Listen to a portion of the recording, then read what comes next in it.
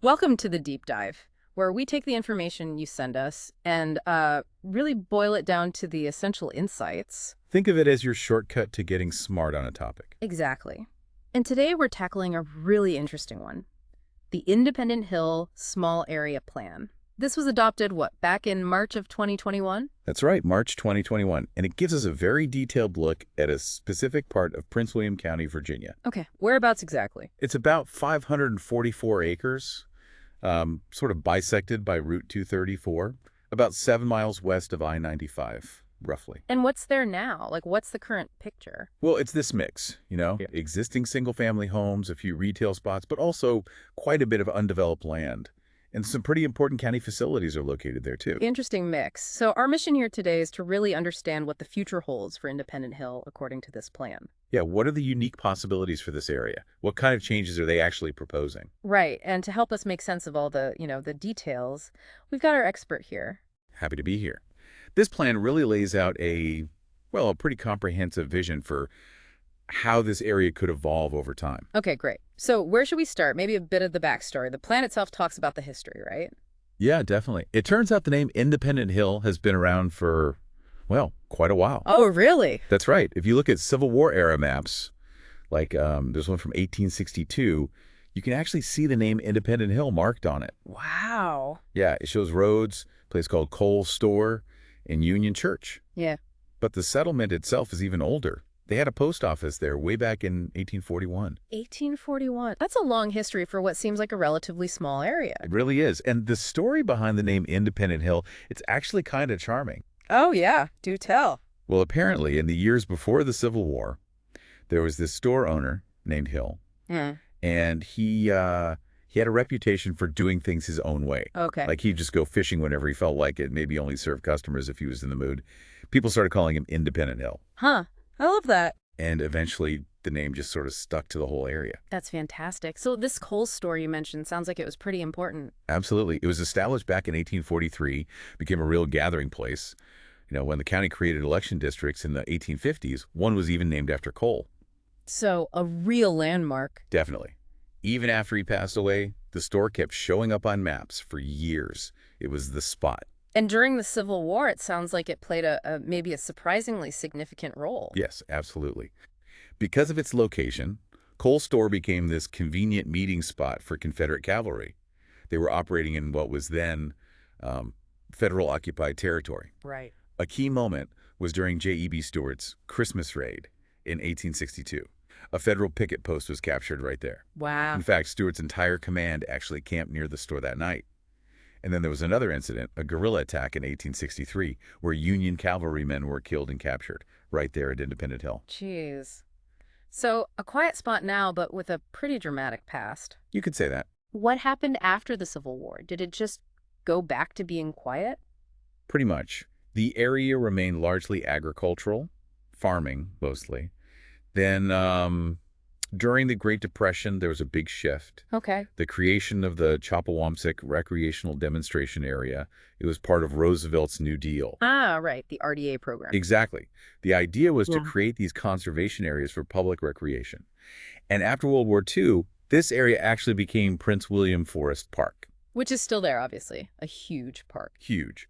And it's now a really unique example of the Piedmont forest type, that specific kind of deciduous forest. It's quite rare now. Okay, so that gives us a great sense of the historical backdrop. Now let's fast forward. What are the key existing features and assets in Independent Hill today that the plan really focuses on? Okay, so geographically, it's, like we said, about 10 miles south of Manassas, 7 miles west of Dumfries, and I-95. Puts it right in the significant transportation corridor. Makes sense. And the plan highlights several key assets. First, there's the Edward L. Kelly Leadership Center. That's the PWCS headquarters, right? Right. Prince William County Schools. Exactly. A major employer in the region, brings a lot of people in and out daily. Right, that's a big one. What else stands out? And another really significant piece is the county landfill. Hmm. But what's interesting here are the plans for it. Oh. They're not just leaving it as a landfill. No, the plan is to eventually transform it into an eco-park. An eco park. Tell me more. Yeah, it sounds pretty cool. It includes a STEM education center, facilities for green energy production, and this substantial 383-acre forested buffer with trails. Wow. So it could offer some really unique environmental, education, recreation opportunities. It's not just a landfill. It has this future as a potential community resource. That sounds like a really innovative approach to land use. Very forward thinking. It really is. Then you have George Hellwig Memorial Park. Very popular spot. Yeah, I know Hellig Park. Lots of sports fields. Exactly. Athletic fields, courts, picnic areas, even a little mini library branch and a PRT office. The Northern Virginia Soccer Club uses it a ton. And of course, right next door is the vast Prince William Forest Park. I mean, that's a major national park resource for recreation, environmental learning, everything. So it sounds like there's already a strong foundation of green space and community facilities, lots to build on. Precisely. The plan also mentions the recent expansion of the animal shelter. That finished up in 2021, increased its capacity, the services it offers. Good to know. And we can't forget the schools. There's a real educational hub there, formed by Colgan High School. With the fancy theater and the pool? That's the one, the Aquatic Center, yeah. Plus Benton Middle School and Coles Elementary School right there, too. It really creates a center of activity on that side. Okay. And it seems like there are some long-standing local businesses that add to the area's character? Yes, the plan specifically calls out businesses like Samsky's and Crosby's Crab House. Kind of local institutions, they add to the unique feel of Independent Hill. Right. Part of the fabric. Exactly. And finally, something really important to consider is the proximity of Marine Corps Base Quantico. Ah, yeah. That's huge. Huge economic impact on Prince William County. We're talking billions with a B. And it's designated as a special planning area. Which means... It means any development in Independent Hill needs to really take Quantico's mission into account. Think about traffic, land use compatibility, air operations, shared services, environment, community relations, all that stuff. Okay, so a lot of factors to juggle there. That's a lot of existing potential to work with. Now, let's talk about how the land in Independent Hill is currently being used and what the zoning rules are. Okay. Right now, land use is primarily a mix. You've got a lot of undeveloped land and open space. That's the biggest chunk. Okay. Then areas of low to medium density, residential housing, some agricultural land still. Right. And then smaller pockets of commercial, institutional, like the schools we mentioned, and some industrial uses scattered around. What's the breakdown, roughly, percentage-wise? Sure. Undeveloped land and open space make up about 45%. Then industrial is around 15%. And low-density residential is also about 15%. So definitely a variety and lots of open space. So quite a bit of open land that could potentially be developed differently in the future. And what about the rules governing that land, the zoning? Right now, there are 8 different zoning designations in the area. Covers everything from agricultural to like heavy industrial, a real patchwork. 8 different zones. Wow. Yeah. And on top of that, there are 3 overlay districts. There's the Highway Corridor Overlay along Route 234. What does that do? It puts specific rules in place about things like building placement, signage, landscaping, trying to manage the look and feel along that main road. Okay. Then there's a domestic fowl overlay, and importantly, a data center opportunity zone overlay.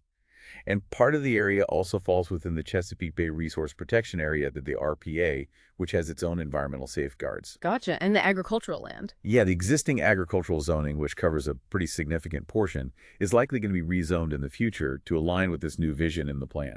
That's a key expectation. Makes sense, given the changes they're proposing. The plan also mentions some specific development projects already in the works, right? Zoning cases. Yes, it lists several. Includes residential projects like Wolf Run, some industrial, some commercial developments too, and it notes how much of their approved building potential is still available. So that gives you a sense of the ongoing development even before this new plan fully kicks in. Exactly. Shows where growth might happen anyway. Okay, let's shift to how people currently get around Independent Hill, the existing mobility situation. It sounds like Route 234 is really important, but maybe problematic. You've hit on a key point there. Route 234, Dumfries Road. It's the main transportation spine through the area. Connects I-95 and I-66. Carries a lot of traffic, including commercial trucks. Okay. However, because of the speed, the traffic volume, its width, and the fact there are very few safe places to cross, it really acts as a barrier, especially for people walking or biking. A barrier? How so? Well, there just aren't many sidewalks. Connecting bike paths are scarce. It's really difficult and, frankly, unsafe to get from one side to the other without a car. So, vital for vehicles, but not very friendly for pedestrians or cyclists. What about the other roads nearby? You've got Bristow Road and Independent Hill Drive. They're two-lane roads, lower traffic volumes. There are a few traffic signals, mostly where local roads meet Route 234. And public transport, Mm. rail, buses? Yeah, the plan points out there's no direct rail or commuter rail service right in Independent Hill. You've got VRE stations a few miles away, Manassas, Woodbridge, But not right there. not right there. And the local bus service, OmniRide Local, doesn't currently serve this area directly either. Nearest commuter lots are a bit of a drive and tend to fill up. And the infrastructure for bikes and pedestrians sounds pretty minimal right now. Very minimal. There's really only one main shared use path, and that's on the south side of Route 234. U.S. Bicycle Route 1 does technically go through the area, but mostly just follows the existing roads, which isn't ideal. So safety is a real concern for crossing Route 234 on foot or bike. Definitely. The plan really emphasizes that. It sounds like improving those non-car options is going to be a major goal here. Seems critical. Okay, let's switch gears now. Talk about the natural environment and any historical or cultural sites in Independent Hill. What's the picture there? Environmentally, the study area includes a good amount of forested land. You've also got ponds, streams, and relatively few paved surfaces compared to more developed areas. And its location is key, right? Next to the parks. Exactly. Being right next to Hellwig Park, the landfill buffer area, and Prince William Forest Park is really significant in terms of existing green space. 3 different stream systems or watersheds flow through the area too. Any flood zones or environmental protection areas? Interestingly, while there aren't any mapped FEMA 100-year floodplains within the study area itself, there are about 50 acres that are part of the Chesapeake Bay Resource Protection Area, the RPA. Right, so that brings specific environmental regulations. It does. And the plan notes that there's still more detailed study needed. Things like wetlands, smaller streams, habitats for rare species. That stuff will need closer looks during the rezoning process for specific properties. What's the current land cover breakdown? Forested versus paved. Forested areas cover the most land, about 330 acres. Then non-forested areas may be fields or cleared land, around 130 acres. And impervious surfaces, roads, buildings, parking lots make up about 80 acres. Okay. What about the existing network of green spaces, the green infrastructure? Well, within the Independent Hill study area itself, there isn't a fully developed internal network right now, but it's located within a larger park planning district that's surrounded by a lot of protected land, federal, county, school, even private green spaces. But getting to them is the issue. Yeah, access from Independent Hill to those surrounding areas often means getting in a car right now. So the plan sees a big opportunity to create more green spaces within new developments and connect everything better with trails and paths. Makes sense. And on the cultural and historical side, what are the key resources? Culturally, a big chunk of the plan area is considered to have high historic sensitivity, Why is that? mainly because of documented Civil War encampments in the area. Plus, its connection to Prince William Forest Park, which is a historic site itself, both county and national level. Okay. Have they found specific sites? Several archaeological surveys have been done. They've uncovered evidence of a prehistoric campsite, 3 historic farmsteads, even an old trash midden, which can tell you a lot. Huh. Interesting. And they identified 7 buildings of historical interest houses, a former church. The Barnes House, which was originally there, had actually been moved and restored at the Montclair Library nearby. So definite physical reminders of the past exist. Cemeteries, too. Yes, 2 recorded cemeteries within the plan area and another 4 right nearby. And historical maps, old aerial photos, they suggest there might be even more unrecorded historical sites waiting to be found. So more history potentially buried there. Could be. The recent installation of that historical marker about the cavalry action at Cole's store is maybe a first step in bringing more of that history to life. Okay, that gives us a really good picture of where Independent Hill has come from and what it looks like today. Let's move on to the core of the plan. What it actually envisions for the future. What's the main vision? The big picture, the overarching vision, is to really leverage the area's existing open spaces and recreational opportunities. Use those assets to build a vibrant, pedestrian-friendly village center and also create a distinct employment hub. Okay, village center and employment hub. Where are those planned? The plan focuses on 2 main areas for change. To the north of Route 234, the idea is to attract more industrial and, importantly, technology-focused businesses like FlexSpace. TechFlex north of 234 and south. South of 234 is where they envision the mixed-use village center. More shops, maybe some housing, restaurants, a place people can gather. So creating more distinct identities for the north and south sides? Exactly. The future land use plan aims to build upon everything that's already there: residential, industrial, commercial, public facilities, the environmental assets, but weave them together to create this more cohesive, inclusive village center south of Dumfries Road. And using the existing big facilities as anchors. Yes, the Kelly Leadership Center, Helwig Park, Prince William Forest Park, Hmm. those are seen as key anchors for this southern village area. The idea is to encourage more retail and commercial activity there, maybe things like farm-to-table restaurants that could draw visitors from the park, or people using the expanded trail network. Potential for tourism, too. And this future land use is all mapped out, I assume. Yes, the plan includes a future land use plan map. It shows the proposed categories for different areas, and these align with something called transects. Transects. Okay, what's that about? It's basically a planning tool, a way of thinking about different types of development based on their density and character. We can definitely dig into that more. The plan also acknowledges upfront that the current zoning rules will need updating to actually make these future land uses happen. Right, the zoning has to match the vision. Precisely. And it also notes that big chunk of the area currently has that data center opportunity overlay district on it. That might be something that gets revisited as this plan moves forward. The plan also mentions place types and areas of transformational change. Yeah, the village center is specifically called out as an area of transformational change. That's where they expect and want the most significant shift towards that lively, walkable, mixed-use destination. Okay, so back to those transects. Can you unpack that concept a bit more? T-zones. Sure.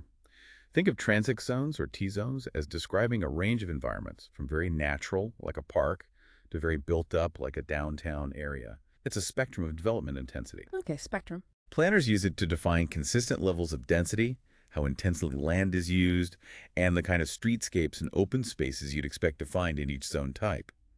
The plan also uses a related idea called activity density. Activity density. Yeah, it's basically a calculation. Number of people living there plus the number of jobs divided by the acreage. So population plus jobs, acre. It helps classify places based on how active or busy they are. Got it. So it's a way of planning for different levels of buzz, essentially, in different parts of the area.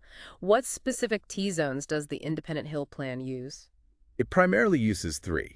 T1 is for parks and open spaces, the lowest level of development, most natural. Makes sense. T2 is designated for technology flex businesses and public facility office uses. Think medium density, more jobs than homes probably. Okay. And T3 includes the area around the Kelly Leadership Building and part of that technology flex zone. This is planned for the highest density, the kind of activity level that could support things like fixed route bus service. Generally, T3 is in the more central part of the plan area. And they think about how far people might walk within these zones. Yeah, they use the concept of a walk shed, basically. How far people are willing to walk, maybe 5 or 10 minutes, especially around that proposed village center in the T3 zone.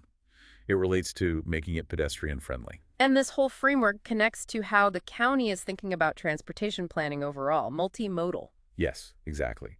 Prince William County is moving towards this multimodal approach, using guidelines from the Virginia Department of Rail and Public Transportation, or DRPT. While this specific plan wasn't formally reviewed under those guidelines when it was adopted, it uses very similar ideas. Like activity density. Right. That's a key metric in the DRPT framework, too. Based on its planned activity density, Independent Hill falls into a category DRPT would likely classify as a P3 medium town or suburban center type. And knowing that helps them plan what? It helps them figure out the right kinds of transportation infrastructure, roads, transit, bike lanes, sidewalks that are appropriate for that level and type of activity. Okay, that makes sense. So now let's dive into the specifics of the mobility plan itself. What are the key proposals for how people will actually move around in the future Independent Hill? The main goal here is clear. Create a transportation network that offers real choices: walking, biking, maybe better transit, alongside cars, connecting the commercial areas, the parks, the neighborhoods. And connecting north and south across 234. That's a really important piece. Better connecting the north and south sides of Route 234 is critical. And related to that, creating parallel roads within the Technology Flex area to the north. Why the parallel roads? The idea is to limit the number of driveways and intersections directly onto Route 234. Give traffic other ways to circulate within that employment area without clogging up the main highway. Should help traffic flow on 234 itself. Ah, smart. Kind of internal circulation. Exactly. The plan also puts a really high priority on creating a pedestrian and cycling loop around the village center.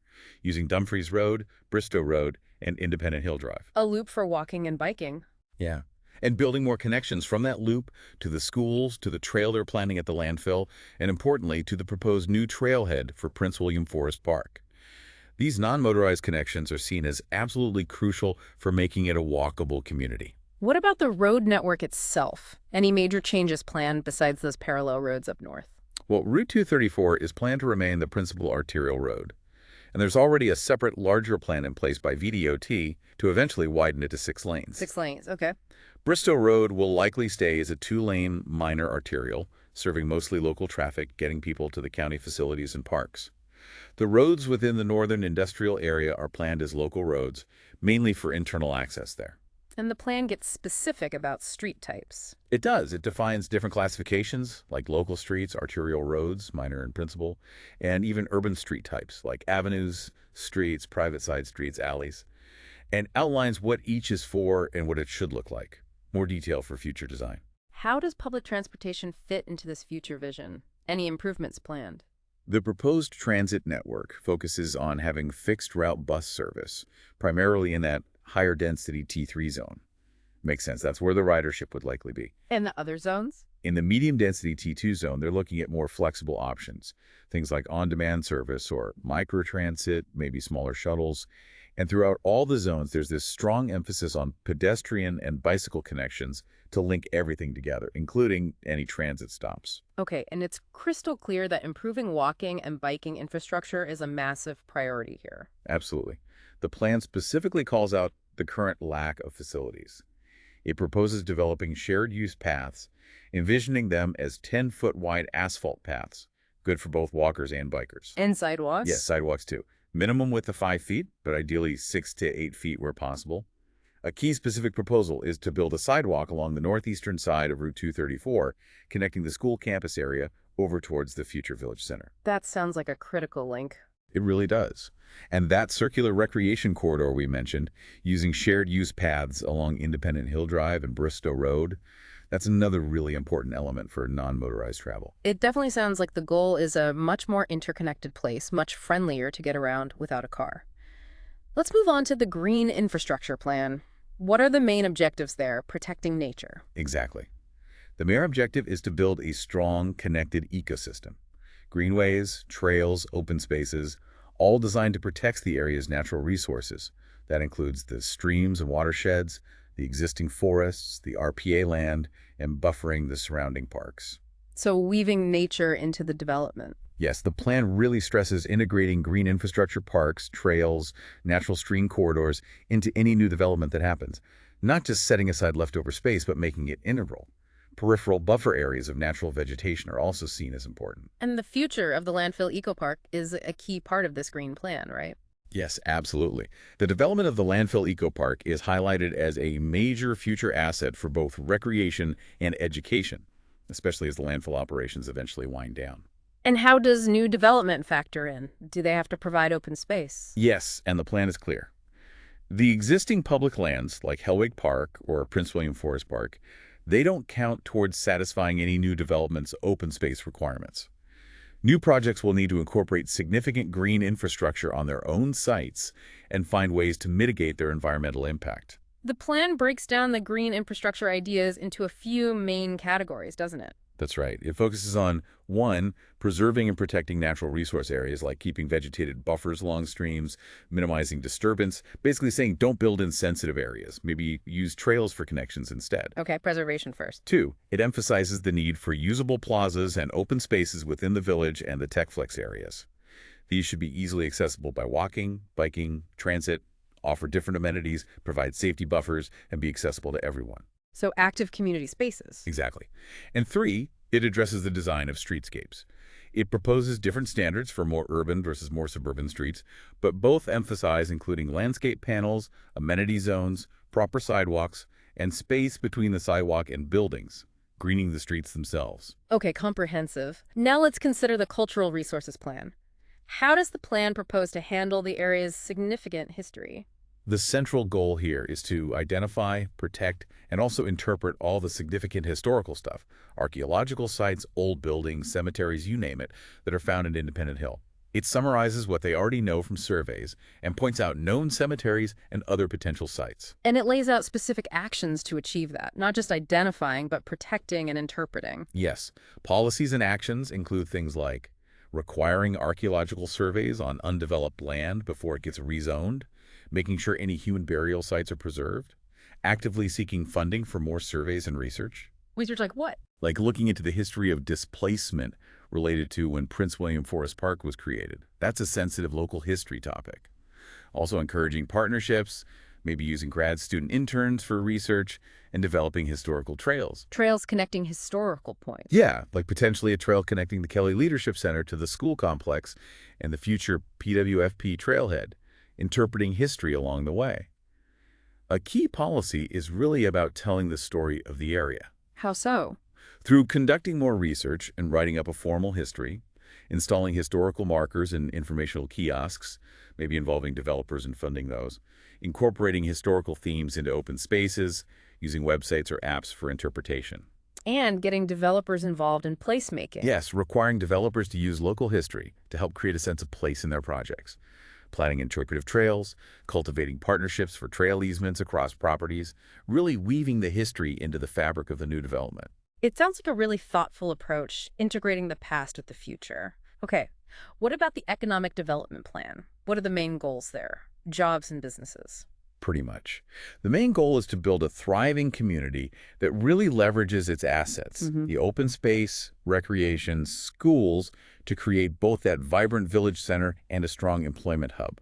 They want to attract a specific mix of businesses. What kind of mix? Things like neighborhood serving retail, office space, especially maybe related to county agencies or contractors, Yeah. and compatible light industrial or tech flex uses. The plan actually references a county-wide targeted industry study. And what industries did that study highlight as relevant here? It identified several clusters with potential in the county, and the plan looks at how they fit Independent Hill. Things like advanced manufacturing, federal government contracting, obviously Quantico is key there, Right. healthcare, information and communication technology, ICT, life sciences may be linked to that future eco park, and significantly, opportunities in outdoor recreation and tourism. That seems like a natural fit given the parks. Absolutely. The plan discusses the potential and maybe some limitations for each of those target industries within the study area. Outdoor rec and tourism look strong. Advanced manufacturing and logistics could leverage infrastructure. Federal contracting, ICT.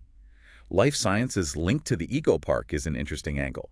Healthcare might face more limits in this specific spot. And that Technology Flex Center along Route 234 is a big part of the job strategy. Yes, that's envisioned as a key employment node, especially north of the highway. They also see potential for more neighborhood retail to serve residents and employees, maybe capture some spending from park visitors too. The plan also lays out guiding principles and specific tools they might use for economic development. It does. Strategies include things like making sure economic goals are considered in land use decisions, focusing on supporting existing businesses, retention and expansion, considering zoning changes to encourage those flexible use employment centers, supporting workforce training for target industries. And leveraging the existing big players. Yes, continuing to build on the school system and KLC as job anchors, really leveraging the parks for outdoor rec and tourism, highlighting the school campus as an asset, and looking for public-private partnership opportunities. What kind of tools and incentives might they use? The plan lists several possibilities. Partnering with the Virginia Office of Outdoor Recreation, pursuing tourism grants, maybe using tax increment financing, TIF, or business improvement districts, BIDs, down the line, strategic rezoning, and tapping into state-level funding programs for development or infrastructure. Lots of potential tools. Okay, almost there. Finally, let's discuss the level of service plan. How does the plan make sure public facilities, schools, fire, police can handle future growth? Right. The goal here is ensuring adequate public facilities for the future population. They look at schools, fire rescue, police, libraries, government buildings. What are the findings? Any major capacity issues expected? For fire and rescue, the existing Coles Station 6 is expected to have enough capacity for the projected growth from this plan. For police, they anticipate needing maybe 3 new officers eventually, which can likely be accommodated in current facilities, though they do recommend considering a small public safety satellite office in the future village center. Okay, manageable needs there. What about sheriff's office? Similar story. Need for less than 1 new deputy projected from this plan's growth, facility demand handled in future county-wide expansions. Again, maybe a satellite office eventually. And schools and libraries, usually big concerns with growth. For education, the projected housing increase suggests only about a 3% bump needed for elementary school capacity. Minimal impact projected for middle and high schools, especially since the county is planning a 14th high school elsewhere, which will add capacity overall. So schools look okay for this plan's impact. Libraries. The existing Independent Hill Neighborhood Library is expected to meet the basic needs, technically. But the plan does note that an expansion could certainly address future demand and enhance services down the road. And parks and recreation, which are obviously a huge theme in this plan. How's the level of service there? Yeah, parks are evaluated based on acreage, quality, accessibility, development level, and equitable distribution. Independent Hill is in Park Planning District 8. The anticipated increase in residents and employees will generate more need for park facilities. But they have assets to build on. Definitely. The existing Hellwig and Independent Hill parks offer a starting point. Plus, the planned new access to Prince William Forest Park. And the village center itself is supposed to incorporate green infrastructure, plazas, open space. Does the plan talk about specific types of parks needed? Yes, it mentions different types like linear greenway parks, which aren't quite in the service area yet, but a planned nearby park will help. Neighborhood parks, which are currently lacking and identified as a high priority, and community parks, served by Independent Hill Park now. It sets development standards for these like percentage of active versus passive space. And all new park elements have to meet a high-quality standard, level of service A. Does it list any specific new park projects? It does. It envisions things like a village center green, that village center recreational loop with maybe a bike repair station, and importantly, that landfill trail connecting Colton High School over to Independent Hill Park. Okay. Anything else under level of service? It briefly touches on broadband needs and wireless communication gaps, noting that future development offers an opportunity to incorporate improved infrastructure. And it reiterates that implementing the mobility plan, roads, paths, transit, will require both public sector investment, like through the Capital Improvement Program, and private sector participation during the development approval process. Well, that was certainly a comprehensive deep dive into the Independent Hill Small Area Plan. Phew. It's clear there's a significant vision for how this area could really transform in the coming years. Absolutely. The plan really lays out a detailed roadmap, trying to create this more vibrant, mixed-use community, giving it distinct character areas, much better ways to get around without a car, and strengthening that connection to its amazing natural and historical resources. So just to recap for you, our listener, we've explored this vision for Independent Hill. It includes the walkable village center south of Route 234, a hub for technology and flex businesses up north, and much better connections to the fantastic parks and nature that are already there. And all of this info comes straight from the planning document itself, the blueprint they adopted. It really shows the potential for this area to evolve, hopefully in a way that builds on its unique character and environment. Yeah, a lot to think about there. Definitely. So here's a final thought for you to maybe chew on. Given this really ambitious plan for the future, and thinking about that delicate balance between new development and preserving Independent Hill's history and natural beauty, what specific parts of this plan do you find the most exciting? Or maybe, what parts leave you with the most questions? It's always worth looking into these kinds of local planning efforts happening in your own community, too. See how the future is being shaped around you. Great point. We really encourage you to explore and get involved. Thanks so much for joining us for this deep dive today.